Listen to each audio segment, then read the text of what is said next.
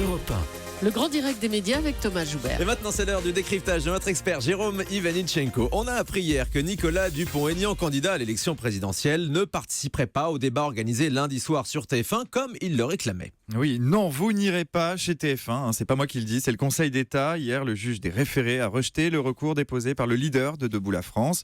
Depuis plusieurs semaines, Nicolas Dupont-Aignan crie à l'injustice. Il se plaint de ne pas être invité pour ce débat d'avant-premier tour organisé lundi par TF1 et LCI. Un assassinat politique, selon lui. Il avait d'abord saisi le CSA pour faire valoir ses droits. Les sages s'étaient jugés impuissants pour une raison très simple. Lundi, jour de ce fameux débat, nous serons encore dans une période dite d'équité des temps de parole et des temps d'antenne. En clair, les chaînes invitent les candidats en fonction de leur poids politique aux précédentes élections et des intentions de vote qu'ils recueillent. TF1 est donc dans son droit. Hier, le Conseil d'État a fait exactement le même constat. Dans un communiqué, Nicolas Dupont-Aignan prend acte de cette exclusion, mais il n'en démord pas. Pour lui, TF1 viole gravement les règles démocratiques du débat présidentiel. Ce débat, tel qu'il est organisé, c'est-à-dire sans lui, remet en cause l'égalité républicaine. C'est ça, il n'y aura que les 5 principaux candidats à l'élection présidentielle pour ce débat du premier tour. Et TF1 a assuré à Nicolas Dupont-Aignan qu'il serait invité dans les journaux de la chaîne. Donc ils seront 5 lundi face à Gilles Boulot et Anne-Claire Coudray. Oui, François Fillon, Benoît Hamon, Marine Le Pen, Emmanuel Macron et Jean-Luc Mélenchon. Voilà le casting de ce débat d'avant-premier tour.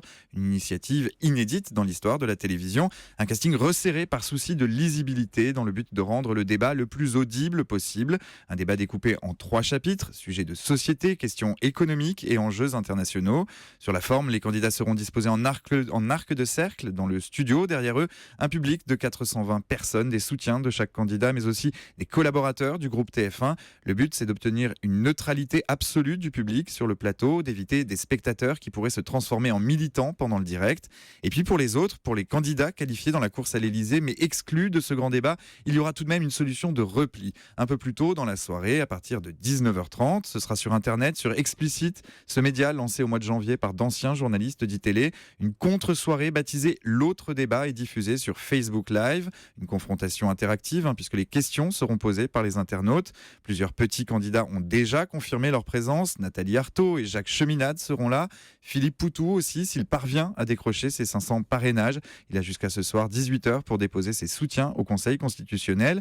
Explicit attend encore les confirmations de François Asselineau et de Nicolas Dupont-Aignan, donc le candidat de Debout la France, qui devrait profiter de cette tribune pour dire tout le bien qu'il pense des médias traditionnels en général et de TF1 en particulier. Voilà, mais ce débat diffusé uniquement sur Internet, évidemment, n'aura pas le même retentissement que celui de TF1 qui devrait très bien marché. À mon avis, ça a bien marché. Les Français sont très attentifs à cette campagne électorale et on en a un petit peu marre de toutes les affaires qui polluent cette campagne. Et on a vraiment envie maintenant d'entendre parler de programme et de savoir pour qui est-ce qu'on va bien pouvoir voter. Vous pourrez aussi avoir une idée de votre choix dans l'émission Les candidats au tableau qui sera diffusé sur C8 dimanche soir. C'est Quelle vraiment bonne idée, ça. Voilà, c'est une toute autre manière d'aborder la politique puisque les candidats seront interrogés par des enfants et on en parlera tout à l'heure avec Mélissa Theriault qui est à la tête de cette émission. Ce sera juste après le journal des médias sur Europe 1. À tout de suite.